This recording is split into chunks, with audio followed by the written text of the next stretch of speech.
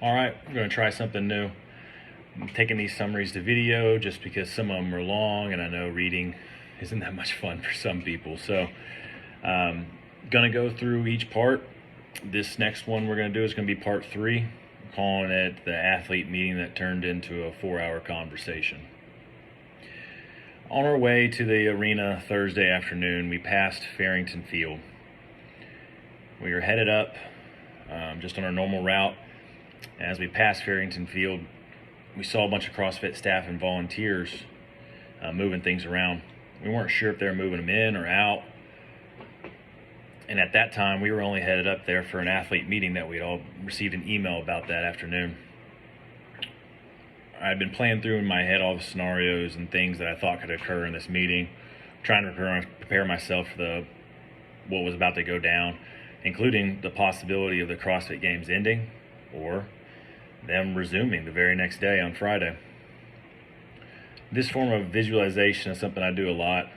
Prior to the meeting, it helps me prepare for outcomes, starting to deal with some of the emotions that I might feel. This is the point at which, though, I started to just close my eyes sitting in the car and started to pray. Instead of asking God for certain outcomes, I just simply asked to have some peace at whatever comes from this meeting. Meaning whatever they decided or we decided or whatever happened, just to deal with it and be okay. The meeting started very emotionally. Everybody was sitting around waiting. Dave comes in. You can tell he's emotional. And we didn't know who was going to address us. He's up there waiting for everybody to settle and get in.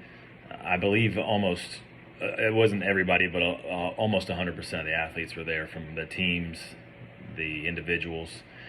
And Dave was emotional, but his delivery was a little dry. And I know this was what started getting people very upset. I could tell from the beginning. At this point, I knew the meeting was going to get bad kind of quickly.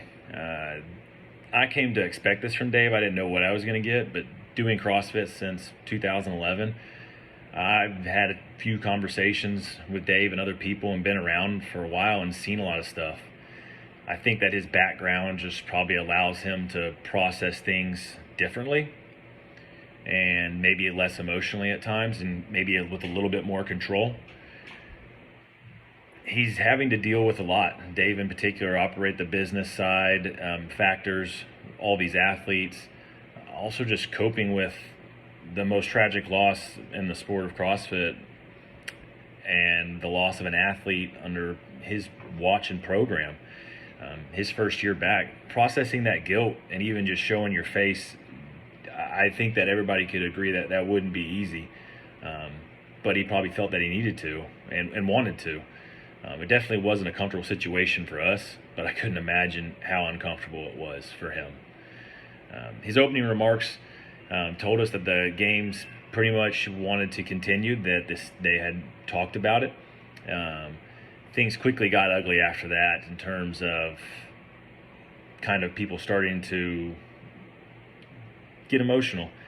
Immediately after that, one of the teams got up and walked out mid-sentence. In particular, Dave in CrossFit, some of the loud voices that were coming from the crowd or the athlete area started to ask questions. There was a lot being said. After Dave got off the mic, people started asking a lot of these questions in particular, and Dave was trying to answer them to the group, and then people wanted him to speak into the mic. And literally a mob of people started to form around him. We were all in front, and then we all started to come around because people wanted to hear what he had to say, and he wasn't on the mic. This felt really weird. The competition floor turned into just a cluster of people surrounding one guy. I'm willing to bet that couldn't have felt safe, to say the least. A lot what was being said was from emotion, different emotions. A lot of it was anger and fear, sadness. Looking around, the group started to get really upset also with all that was being said by some athletes when other athletes weren't speaking. This was a group of over 100 people. Not everybody's going to speak. They presented us with, some opportunities to talk and to get some responses. The responses from the athletes were mixed, but just like any political debate, it started turning into one side and the other, and one side and the other with opposing options. This really wasn't progressing very much. The next step they decided was to split us into our 4 groups of teams: individual males, individual females, and coaches. From there, we talked a little bit, and shortly after that, they decided that we could speak with some representatives from each group. So we started to talk amongst just the groups who was, and I'm only going to speak for the teams. I don't know what was going on with the individuals at that point. Started to express some opinions back and forth, and we ended up having some emotional bits back and forth. And at that point, I remember I went over to one of the CrossFit staff members that I knew that was pretty high up, and I told him, like, this is getting really bad fast, and we need to do something to make this conversation start going in a progressive manner, and not really just allowing our loud voices and emotions to take control. At this point, it was getting out of control. It was trending towards something not good. I returned to the meeting after talking to somebody and was listening. I just couldn't be quiet anymore. The silent majority was just standing by, while a few loud voices were really taking turns cussing on CrossFit, expressing emotions, like saying they don't want to be around, they don't want to do this, they don't want to wear that. Everybody seemed like they just wanted their pound of flesh. Everybody wanted to take their turns and turn Dave into a whipping boy. I simply just tried to speak to everybody and advocated for what I thought we could do and needed to do. I'll paraphrase some, but I said we need to come together as a group, all the athletes, the CrossFit staff, the community. I didn't think this was the time to divide. I thought it was a time for an opportunity to rise up together and to help CrossFit navigate this huge tragedy that they've never dealt with anything like before. I thought if we kept attacking CrossFit and its leadership, that I said this could be the last CrossFit Games that we ever participate in or see, or for a long time, or who knows. And I didn't think anybody wanted that to actually happen, but I think people were thinking right now, not necessarily as much about the future and the long-term ramifications of what we do now. Obviously, we wanted things to change in the future, but we'll get into that later. Following these discussions, just with the groups, they elected our 5 representatives, and that was 5 for the teams, 5 for the individual males, 5 for the individual females, and some coaches. And it didn't have to be 5, it was around, but we wanted to have opposing opinions speaking for the group. And so they broke us up, and then after we talked a little bit, then the 5 representatives spread it out. And we stood there waiting for people to come up and talk to us, and I was one of the representatives. And so slowly, people started to come up, like one athlete at a time, or 2, or a group, or a team. And they would come up to me and share their thoughts, all saying pretty much the same thing. Basically, that they were hesitant to speak up against all of these more well-established, known athletes. They felt like their opinions couldn't be heard, and were going to be overlooked compared to the others. But they all wanted one thing, and that was to continue the competition at some point, and literally the next day. And there's reasons for that, and I'll get into those too. Next, all the athletes were sent to a very simple survey asking questions. And there was mainly 2 questions. One, if they wanted to continue competing or not. And if we did resume, then when on Friday. My obligation as one of the representatives was, and we all talked about this, was to convey the message from the people that were like-minded to you, what you were trying to do, or to just convey their thoughts to the higher-ups that was coming next. That way everybody kind of got a fair chance to speak. And it did give some people an opportunity to speak more openly because they weren't comfortable in front of a big group. At this time, all the representatives were supposed to go talk to Dave, but first we all went to get them together to talk a little bit, have a short discussion. That basically turned into an all-out argument. This was probably the biggest struggle, and I don't want to be rude, but waste of time. Surely probably made some friends during this conversation, but also there's some people that didn't know who I was and don't like who I was during that meeting or those conversations or afterwards. I won't mention names and any of this stuff really much in terms of athletes, just because I just don't think it's necessary for these posts. It's not going to be helpful. So the endless debate that really never settled mainly was around competition versus exhibition, prize money, titles. Basically, some of the athletes were advocating for there would be no leaderboard, no winners, no titles, no prize money to be distributed. It'd be equally distributed instead of being like standard. They wanted it just to basically split it up amongst the athletes in their respective divisions.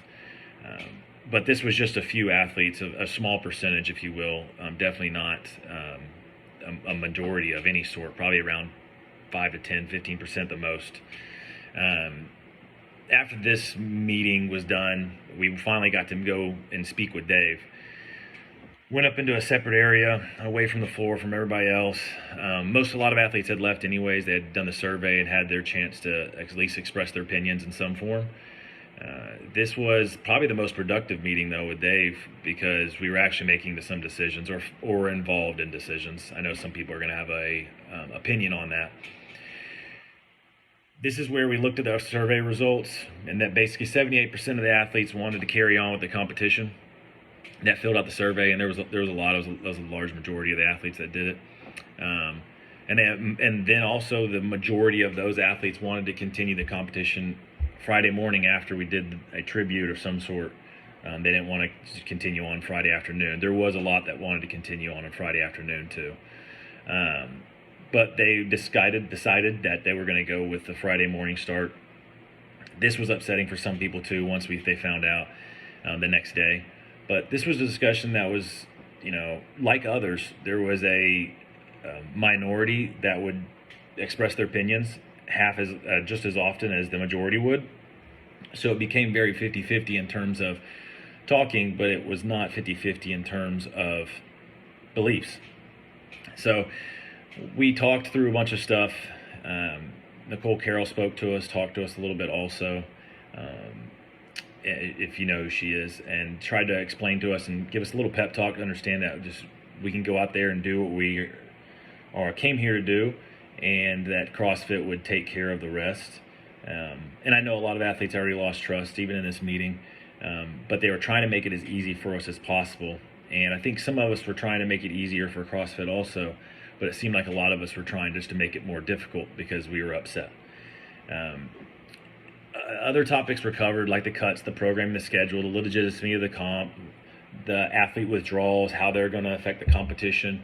We did try to go over a lot of this and consider it all at the end of the day that we needed to let CrossFit get back to work to figure out what they needed to do to make this games could continue and honor Lazar in some way.